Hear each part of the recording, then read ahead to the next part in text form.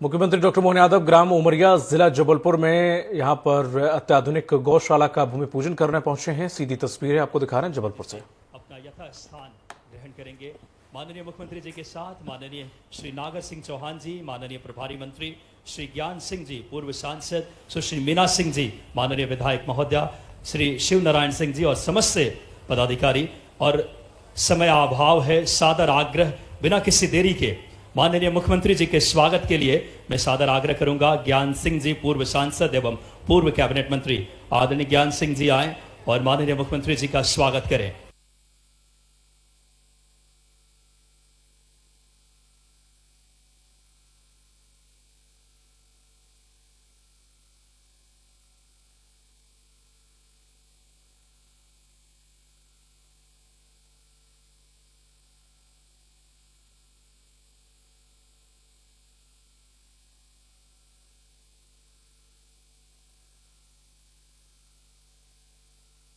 तालियां होनी चाहिए बुके के साथ माननीय मुख्यमंत्री जी का, हम सबके प्रिय नेता, नवाचार के धनी। मैं सादर आग्रह करूंगा ज्ञान सिंह जी से कि आप आए और जोरदार तालियां उमरिया हमारे ऐसे यशस्वी मुख्यमंत्री जी के स्वागत के लिए। मैं सुश्री मीना सिंह जी से आग्रह करूंगा, मानपुर विधायक और पूर्व मंत्री, कि आप आए और माननीय मुख्यमंत्री जी का स्वागत करें।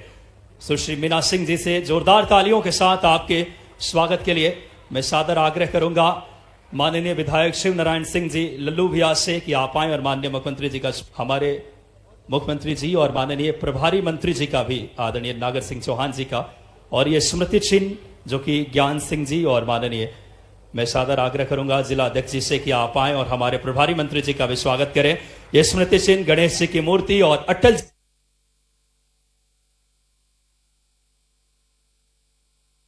जी की छाया चित्र आदरणीय ज्ञान सिंह जी और माननीय विधायक जी माननीय मुख्यमंत्री जी को भेंट कर रहे हैं।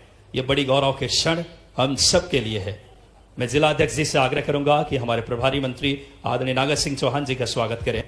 माननीय जिला अध्यक्ष जी और माननीय स्थानीय विधायक जी, थोड़ा समय अभाव है इसलिए हम यथाशीघ्र आप सब अब स्मृति चिन्ह भेंट करने के लिए मैं मीना सिंह जी से और जिला अध्यक्ष संगठन की तरफ से गो कास्ट के स्मृति चिन्ह माननीय मुख्यमंत्री जी को भेंट करने के लिए मीना सिंह जी और जिला अध्यक्ष संगठन की तरफ से गो कास्ट की बात करें, माननीय मुख्यमंत्री जी को भेंट करें।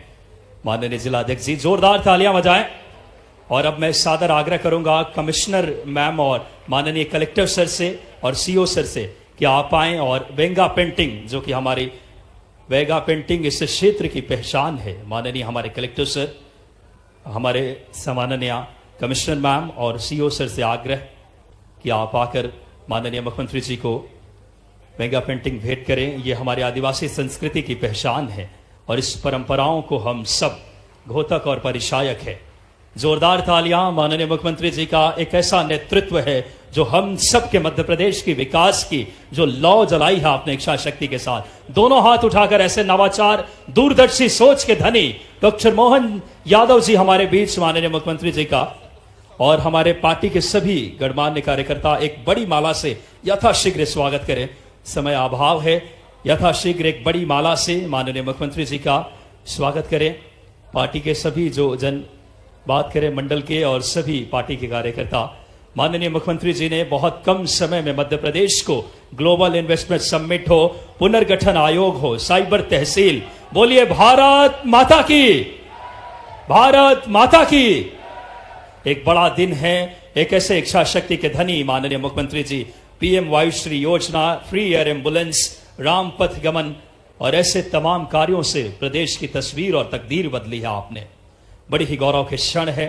ऐसे हमारे मुख्यमंत्री जी जो नवाचार के धनी है इच्छा शक्ति के साथ। और अब बिना किसी देरी के आज के इस कार्यक्रम में, आज एक बड़ा दिन है हम सब के लिए। माननीय मुख्यमंत्री जी बड़ी सौगात लेकर आए हैं। सादर आग्रह करूंगा रिमोट के माध्यम से माननीय मुख्यमंत्री जी से, रिमोट के माध्यम से आज विभिन्न विकास कार्यों का लोकार्पण एवं शिलान्यास के लिए एक बड़ा दिन है। आप सबकी तालियां सहभागी बनेगी। सबसे पहले 55 विकास कार्यों का लोकार्पण, 101 अगर बात करें 78 लाख की जोरदार तालियां इस क्षेत्र का 55 विकास कार्यों का हमारा समृद्ध उमरिया बने, विकास की सौगात लेकर आए हैं माननीय मुख्यमंत्री जी। और अब सादर आग्रह कुल 36 विकास कार्यों का भूमि पूजन 64 करोड़ की लागत से। सादर आग्रह माननीय मुख्यमंत्री जी से कि आप रिमोट के माध्यम से 36 विकास कार्यों का जो अलग अलग विकास के आयाम को स्थापित करेगा उमरिया विकास की धरातल पे मुख्य धारा में माननीय मुख्यमंत्री जी की विंध्य वसुंधरा बांधवगढ़ की धरती आज विकास के नए सिरमौर की गाथा लिख रही है। जोरदार तालियां बजाएं सभी दोनों हाथ उठा करके। आज गौरव के क्षण हम सबके लिए है। माननीय मुख्यमंत्री जी ने 165 करोड़ से ज्यादा की सौगात दी है। एक तालियां जोरदार बनती है हम सबके लिए। और अब बिना किसी देरी के मैं सादर आग्रह करूंगा स्थानीय विधायक आदरणीय शिव नारायण सिंह जी से बांधवगढ़ से कि आप माननीय विधायक जी आएं और संक्षेप में अपना उद्बोधन। जोरदार तालियां हमारे लोकप्रिय विधायक आदरणीय शिव नारायण सिंह जी से सादर आमंत्रित करूंगा। बोलिए भारत माता की, भारत माता की। अरे पीछे वाले नहीं बोल रहे हैं, बोलिए भारत माता की। आज हम सबके बीच महाकाल की धरती से और इस बांधवगढ़ की धरा पर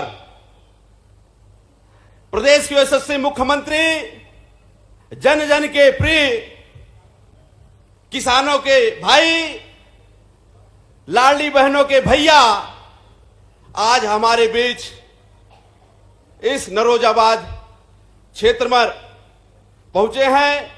मैं एक बार जोरदार आप सबसे जनता जनार्दन से निवेदन करूंगा कि एक बार जोरदार कलतर ध्वनि से ताली बजाकर स्वागत वंदन अभिनंदन करें।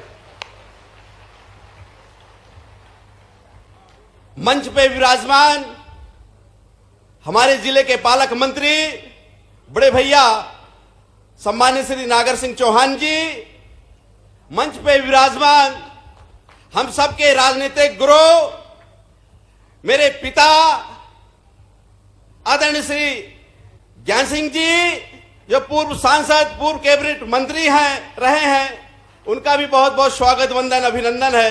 मंच पे विराजमान हमारे मानपुर क्षेत्र की लोकप्रिय विधायिका सम्मानित बहन सुश्री मीना सिंह जी, उनका भी इस विधानसभा पर बहुत बहुत स्वागत वंदन अभिनंदन है। हमारे जिले के अध्यक्ष आदरणीय श्री आशुतोष अग्रवाल जी, मंच पे विराजमान हमारे जिला पंचायत की अध्यक्षा सम्मानित श्री अनुजा पटेल जी, उपाध्यक्ष भाई आदरणीय ओम नारायण जी, हमारे पूर्व जिला अध्यक्ष आदरणीय श्री मिथिलेश प्यासी जी, नगर परिषद पाली के अध्यक्षा बहन आदरणीय श्री सुश्री शकुंतला प्रधान जी।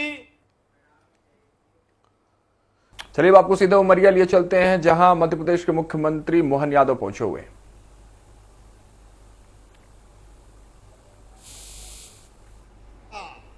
सच्चे अर्थों में अटल जी भी की ये जन्म शताब्दी चल रही है। मैं पूरे मंच को बधाई देना चाहूंगा। अटल जी जैसा विराट व्यक्तित्व का धनी हम सब जानते हैं।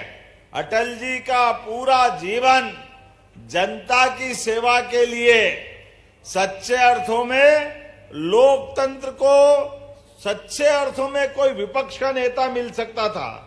5 प्रधानमंत्री के सामने बांधवगढ़ के टाइगर दहाड़ते हैं तो आनंद आता है, रोमांच हो जाता है। लेकिन अटल बिहारी वाजपेयी की दहाड़ से पूरी पार्लियामेंट हिलती थी, पूरी लोकसभा हिलती थी। उनके अपने लिए गए निर्णय, एक एक काम, उनके अपने भाव, अरे गरीब और गांव के लोगों का सच्चे अर्थों में अगर पहली बार किसी ने इस बात की आवाज उठाई कि गांव को भी सड़कों से जोड़ा जा सकता है, ये सपना अगर किसी ने देखा तो स्वर्गीय भारत रत्न अटल बिहारी वाजपेयी ने देखा, जिनके माध्यम से गांव गांव की प्रधानमंत्री सड़क की सौगात पूरे देश में मिली। बड़े दुर्भाग्य के साथ कहना पड़ेगा, कांग्रेस के लोग कह रहे थे गांव में सड़क की क्या जरूरत है, वो तो बैलगाड़ी से चलते हैं, उनको तो बैलगाड़ी की आदत है। अब इनने कभी गांव देखे तो बताओ, गांव तो देखे नहीं, गांव वालों का दर्द तो मालूम नहीं है। आज गांव गांव सड़क जुड़ने के बाद मुझे इस बात की आनंद है पूरा मध्य प्रदेश सहित पूरे देश के गांव वाले आनंद में डूबे हैं। यह अटल बिहारी वाजपेयी जी की देन है। गांव के अंदर आने जाने के लिए गांव में कोई मनुष्य नहीं रहते हैं क्या? गांव में मनुष्य अपना घर का मकान के अंदर कोई भी स्वाभिमान से रहे। मुझे इस बात की प्रसन्नता है, आज के दौर में तो अब यशस्वी प्रधानमंत्री श्रीमान नरेंद्र मोदी जी का जोरदार अभिनंदन करो, नरेंद्र मोदी जी का। मैं एक और कारण से आपसे ताली बजवाऊंगा। माननीय नरेंद्र मोदी जी ने आह्वान किया है, अब 250 की आबादी के गांव के अंदर भी सड़क बनाई जाएगी। यह है हमारी सरकार और हमारी पार्टी की विचारधारा। गरीब से गरीब आदमी भी उसके जीवन का आने जाने का अधिकार, और केवल सड़क नहीं, सड़क से आगे भी आप में से जितने लोग बैठे हैं ध्यान से सुन लेना। जो शहर में उनका शहर में, और जो गांव में रहते हैं उनका गांव में, अगर आपका घर का पक्का मकान नहीं है, आपको ढूंढ ढूंढ के पक्का मकान दिया जाएगा। ये सर्वे प्रारंभ हो रहा है।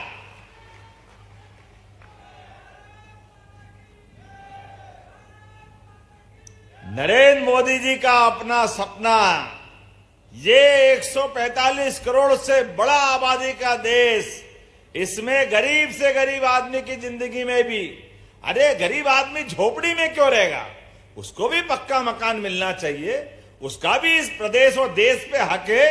ये केवल नरेंद्र मोदी जी सोच सकते हैं, क्योंकि ये मन का भाव होना चाहिए।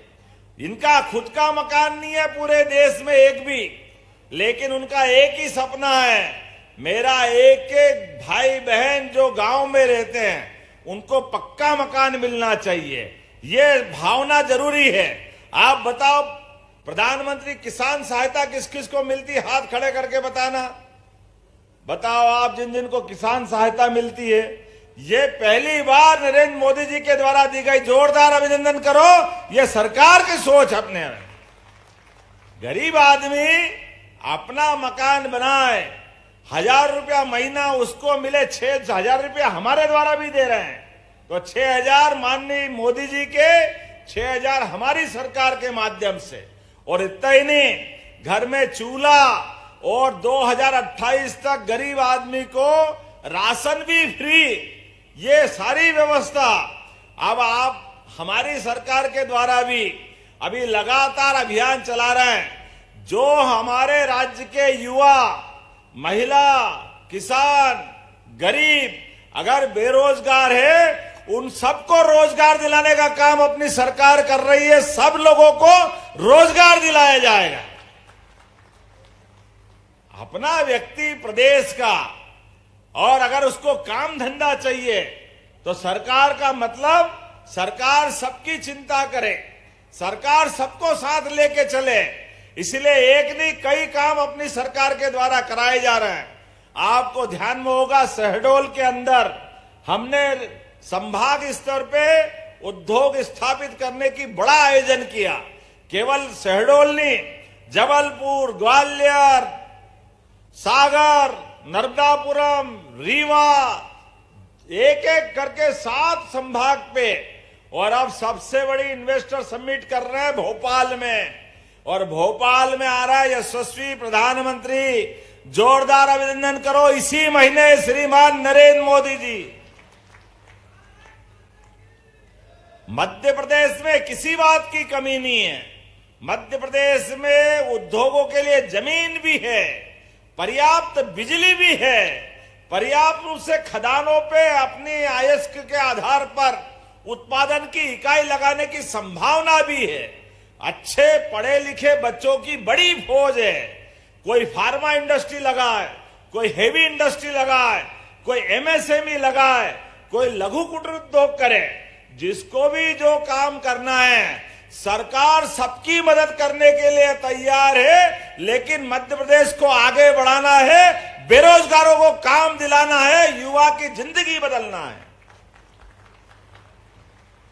सरकार का मतलब सरकार अपनी व्यवस्थाओं के बलबूते पे आपके सबके साथ लेकर के हर महीने एक जगह अपनी उद्योगों की हर जगह कार्यक्रम कर रही, और केवल मध्य प्रदेश में नहीं, यहां उद्योगपति को अपने प्रदेश में मौका मिले इसका भी प्रयास कर रहे हैं। आप में से अपने में से उद्योगपति बने, आज नौकरी मांगने वाले नहीं, आप नौकरी देने वाले बनो। और तो और हमने कल अपनी कैबिनेट से पॉलिसी बनाई है कि हमारे 55 जिलों में अब 2-2, 2.5 करोड़ की भी छोटी फैक्ट्री लगाओगे तो उसमें भी सरकार अनुदान देगी। ये व्यवस्था अपनी बनी है। हमारा अनूपपुर, उमरिया, मानपुर, आप दीदी उद्योगपति लाभ, हम आपकी मदद करने के लिए तैयार रहेंगे। सब प्रकार का आह्वान बना रहे हैं। हमारे यहाँ कोदो कुटकी, ये जो अपना मोटा अनाज है, 1000 रुपया कुंटल का उसका अलग से बोनस चालू किया था। धान कौन कौन लगाता, धान जरा हाथ खड़े करके बताना। आपको 2000 रुपया हेक्टर सरकार के द्वारा डाला जा रहा है। कोई किसान बचने वाला नहीं है। सारे किसानों को इसी महीने, ये सरकार की जीवान है, अपने माध्यम से।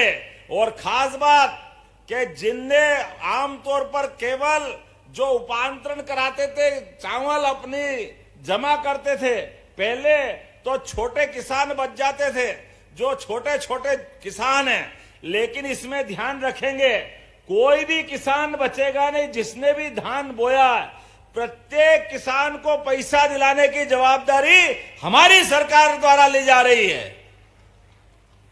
ये छोटी बात नहीं, जोरदार अभिनंदन करके बताओ, ये छोटी बात नहीं है। ये उनके मुंह पे तमाचा है जो हमारे से कहते थे कि भैया धान के पैसे दिलाओ, धान के। हमने कहा ये हमारी भाजपा की जबान है, हमारी सरकार की। एक एक किसान को पैसा दिलाना हमारी जवाबदारी है, किसी को छोड़ने वाले नहीं। जैसे ये बोलते थे लाडली बहनों के पैसे नहीं देंगे, सरकार बन गई भूल जाएंगे। आप बताओ किसी की योजना बंद हुई है क्या? बताओ जोरदार ताली बजा के, योजना बंद हुई है क्या? हमारे खिलाफ दिल्ली के चुनाव में कांग्रेस के लोग बोल रहे थे, अरे मध्य प्रदेश में लाडली बहना के पैसे बंद कर दिए। अरे जनता ने उनकी दुकान बंद कर दी, लेकिन हमारे पैसे बंद नहीं हुए। ये भाजपा की सरकार है, हमारी सरकार है, नरेंद्र मोदी जी का आशीर्वाद है। केवल इतना ही नहीं, गेहूं कौन कौन उगाता, गेहूं आप हाथ खड़े करके बताओ। गेहूं भी बहुत उगाते, वाह, मैं तो समझता केवल धान करते हैं। लेकिन गेहूं वाले भी भूलना मत, इसी साल 2600 रुपए क्विंटल गेहूं खरीदा जाएगा। 2600 रुपए क्विंटल।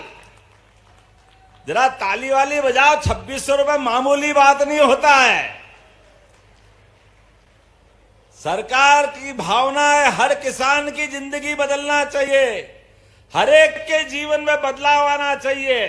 एक एक करके जो व्यवस्था बना रहे हैं, जिनके घर में गाय, कौन कौन दूध उत्पादन करता है, जरा हाथ खड़े करके बताओ। जो पशुपालन करता है, नेशनल डेयरी डेवलपमेंट बोर्ड के माध्यम से अब हम किसानों से दूध भी खरीदेंगे और दूध के ऊपर बोनस भी दिया जाएगा। जोरदार अभिनंदन करो, दूध के ऊपर बोनस। अरे जिनके घर पे गाय वो गोपाल, और जो गाय को पाले और घर में गाय का कुल, वो घर घर गोकुल।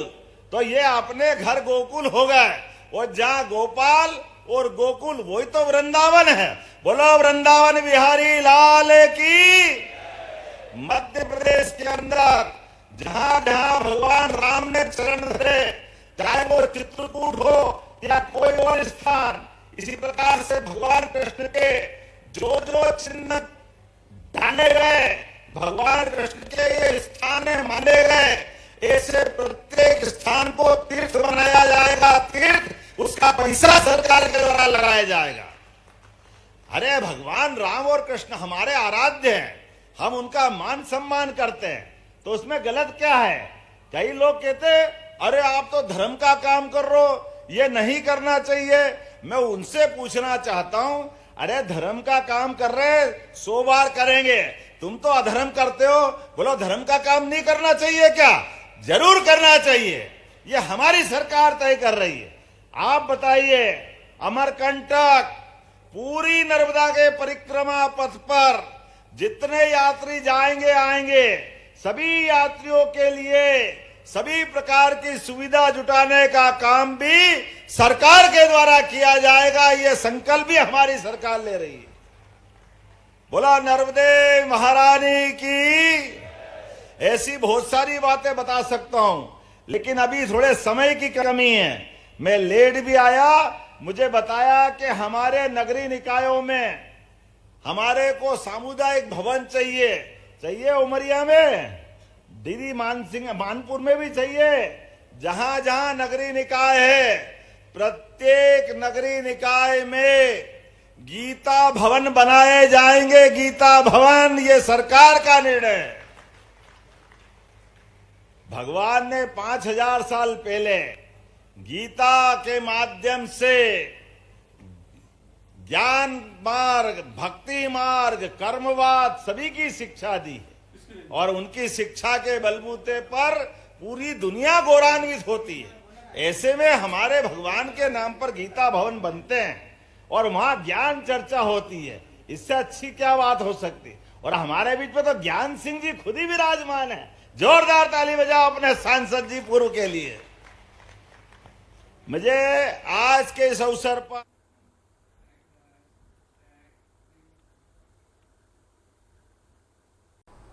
चलिए आपको सीधे अब उमरिया लिए चलते हैं, जहां उमरिया जिला जबलपुर में अत्याधुनिक गौशाला का भूमि पूजन करने पहुंचे हैं मुख्यमंत्री डॉक्टर मोहन यादव।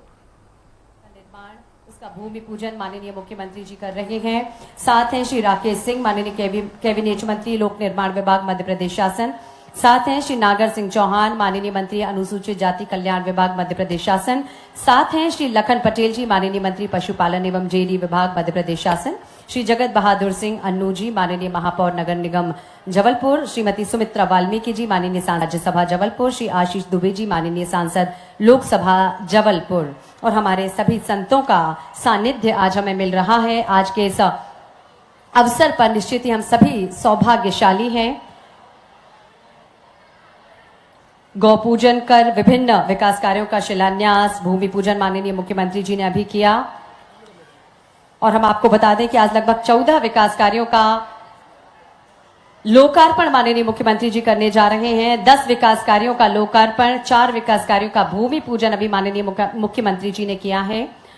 लगभग 14 विकास कार्यों का आज लोकार्पण, भूमि पूजन होने जा रहा है। लगभग 207 करोड़ रुपए की लागत से इन विकास कार्यों का जो भूमि पूजन एवं लोकार्पण होने जा रहा है, वो हम सभी की प्रगति और समृद्धि के नए मार्ग प्रशस्त करेगी।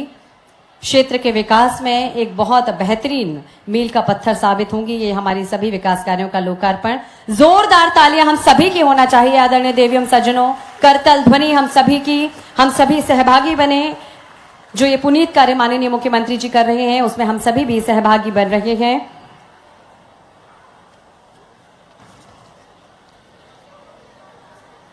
कई सारे विकास कार्यों का शिलान्यास, भूमि पूजन, लोकार्पण माननीय मुख्यमंत्री जी ने अभी किया।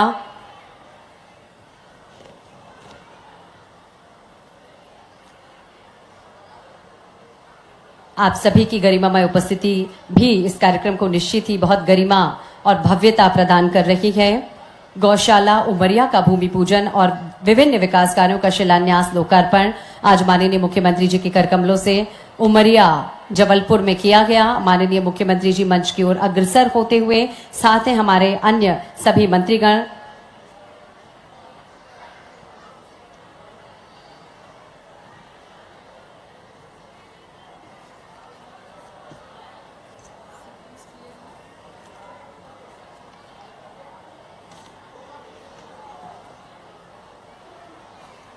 माननीय मुख्यमंत्री जी का सदैव ये प्रयास रहता है कि आप सभी के चेहरों पर मुस्कान ला सकें। उनकी मनमोहक मुस्कान भी हम सभी को प्रेरित करती है हमेशा खुश रहने के लिए, आगे बढ़ने के लिए। और निश्चित ही हम सभी सौभाग्यशाली हैं कि ऐसा नेतृत्व, ऐसा सक्षम नेतृत्व हम सभी को मिला है जो हम सभी के सपनों को रंग भरने के लिए यहाँ पर हैं।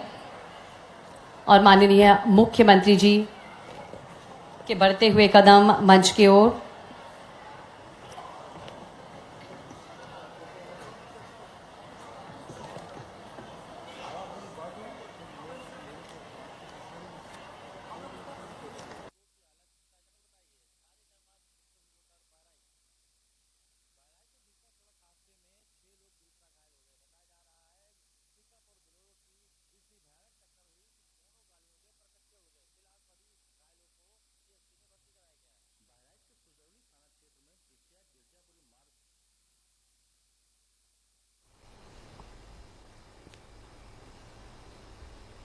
मुख्यमंत्री डॉक्टर मोहन यादव ग्राम उमरिया जिला जबलपुर में अत्याधुनिक गौशाला का भूमि पूजन करने पहुंचे हैं। सीधी तस्वीरें।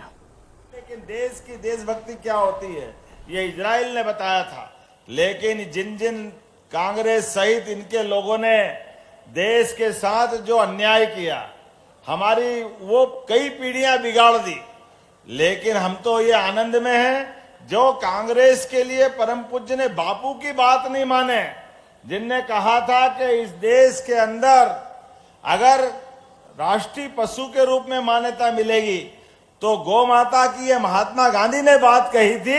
हम तो वो पार्टी के लोग हैं जो महात्मा गांधी की बात को आगे बढ़ा रहे हैं। हमें इस बात का आनंद है। बोलो गौ माता की। भारतीय सनातन संस्कृति के काल में आज का दिन खासकर जबलपुर के क्षेत्र की साइड से, वैसे तो हम लगातार महाराज जी अभियान चला रहे हैं। वो कहां गए अच्युतानंद जी महाराज साहब?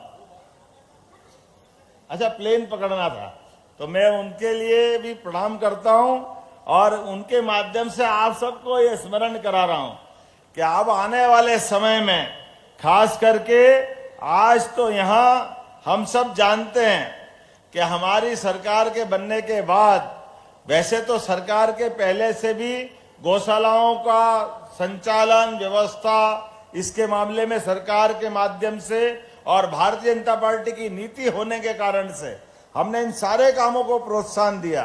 सारे धामों को जगमगाने के लिए हमारे लिए तो प्रारंभ से कहा है, भगवान राम का वो जब से संघर्ष चला अयोध्या जन्मभूमि का, तब से जनसंघ के जमाने से स्पष्ट भाव था कि हमारे लिए कोई दूसरी भावना नहीं है।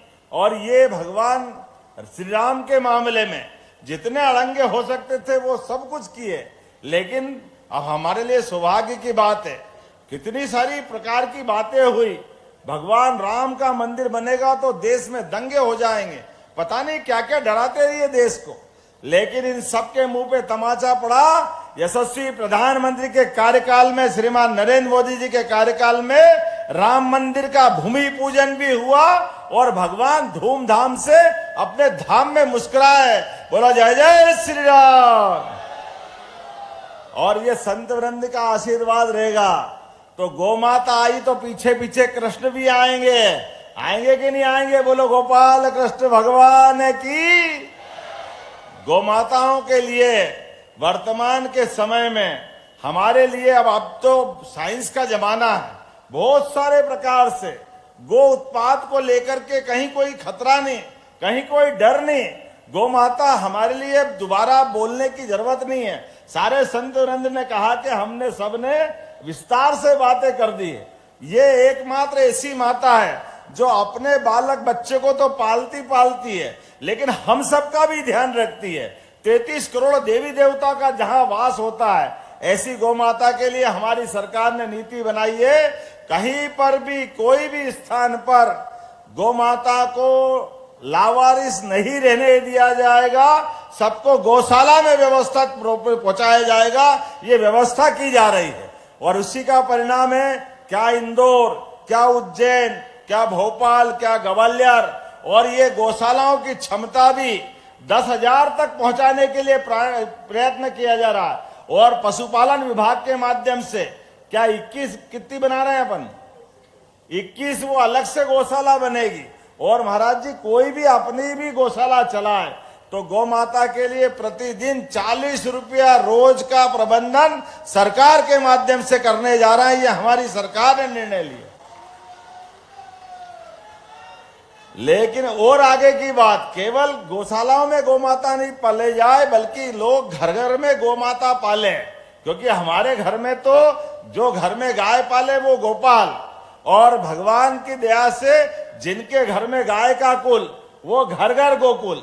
इसलिए ये अपने गांव के गांव वृंदावन बनाना, जहां गाय माता का कुल और घर में पालने वाले को गोपाल कहते हैं, ऐसे में गोकुल और गोपाल दोनों मिल गए तो वृंदावन बन जाएगा। हमारे द्वारा प्रयास चल रहा है नेशनल डेयरी डेवलपमेंट बोर्ड के माध्यम से पूरे प्रदेश के अंदर गौ माताओं को लेकर के 10 से ज्यादा जो गाय माता पालेगा और दूध के उत्पादन से अपनी आय बढ़ाएगा।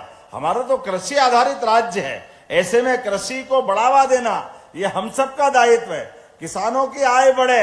इसलिए यशस्वी प्रधानमंत्री का जोरदार अभिनंदन इस कारण से भी करो, जोरदार ताली बजा के नरेंद्र मोदी जी का। अभी अभी मैं स्वर्गीय भारत रत्न अटल बिहारी वाजपेयी जी का प्रतिमा अनावरण करके आ रहा हूं, और अटल जी की ने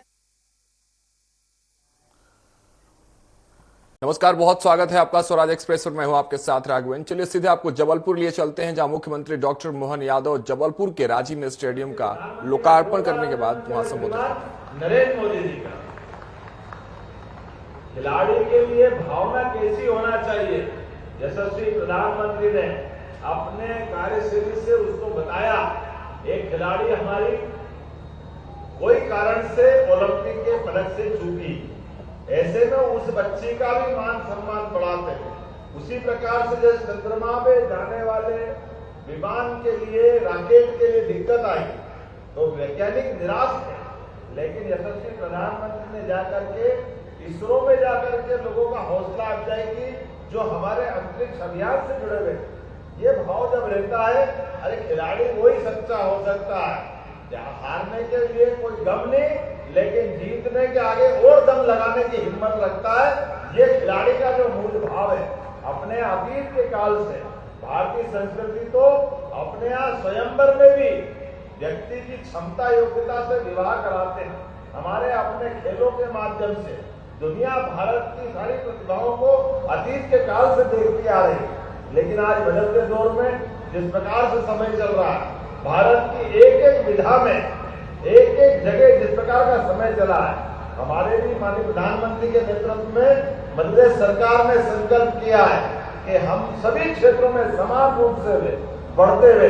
मुझे आज इस बात पे ये खास करके जहां हमने अपना इस नवीन खेल परिसर का रांची खेल परिसर, या रांची क्षेत्र है ना, ये रांची खेल परिसर, जहां 26 करोड़ 79 लाख की लागत से 12.7 एकड़ में, माननीय राकेश जी आपने शायद इसकी कुछ भूमिका बनाई, और ये जो सौगात मिली, मुझे लगता है ये सिलसिला चलेगा। इस सिलसिले के बलबूते पर आज मैं यहाँ 6 करोड़ 94 लाख की लागत से 400 मीटर के एथलेटिक्स ट्रैक का जो निर्माण किया, इसकी बधाई दूंगा। जोरदार ताली बजा करके मैं एथलेटिक्स ट्रैक का जो खिलाड़ी है, दौड़ने वाले धावक है, वो इसकी कीमत जानते हैं, और सच्चे अर्थों में यहाँ से दौड़ते हुए जब आगे बढ़ेंगे तो मध्य प्रदेश सरकार के माध्यम से जितने प्रकार से खिलाड़ियों को लाभ दे सकते हैं, हम नई शिक्षा नीति के माध्यम से भी सभी प्रकार के, और मुझे लगता है कि बहुत दिन अपने यहाँ हो गए खेल मंत्रालय से खेल नीति में हमारे खिलाड़ियों को लेकर के और उत्कृष्ट प्रदर्शन करें। आप जो सुझाव दोगे वो हम सब जोड़ करके पास करने वाले हैं, ताकि हमारे खिलाड़ी आगे बढ़े। शिक्षा विभाग के माध्यम से खेल को हमने पाठ्यक्रम का हिस्सा बनाया।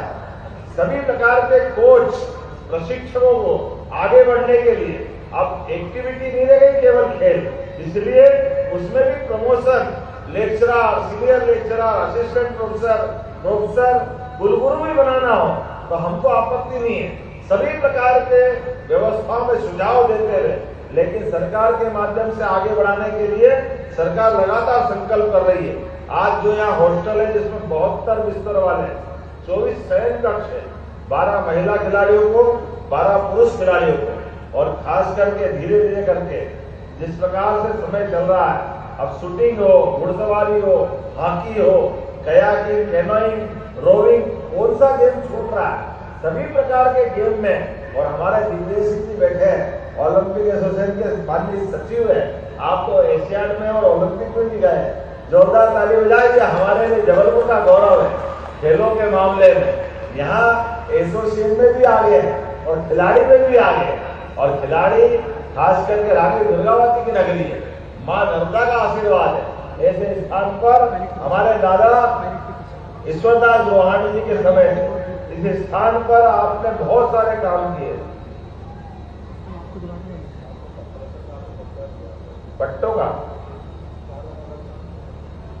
शारदा नगर, शांति नगर के पट्टे, अभी खिलाड़ी की बात तो पूरी कर लो।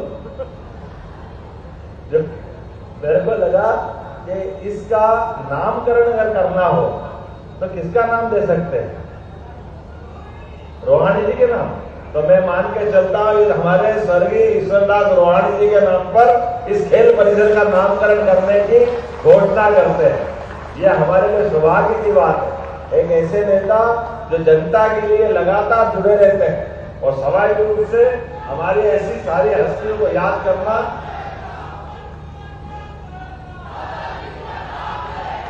अच्छा। अरे थोड़ा राजनीति में संकट रहता है, नारे भी ध्यान से सुनना पड़ते हैं क्या हो रहा है।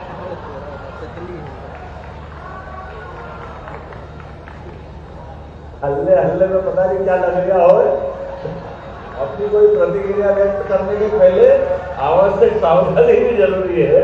लेकिन स्वर्गीय ईश्वरदास रोहानी जी ने वाकई अपने जबलपुर का जो दिल जीता है, वाकई सही नारा लग रहा है, जब तक सूरज चांद रहेगा। ये हमारे अपने काम करने की शैली बताती दादाजी की, उनका अपना काम करने का तरीका है। आज उनकी दूसरी पीढ़ी उस तरह से काम कर रही है। मेरी अपनी ओर से बधाई देता हूं। और बच्चे यहाँ बैठे, मैंने कल आपकी जानकारी के लिए बता दूं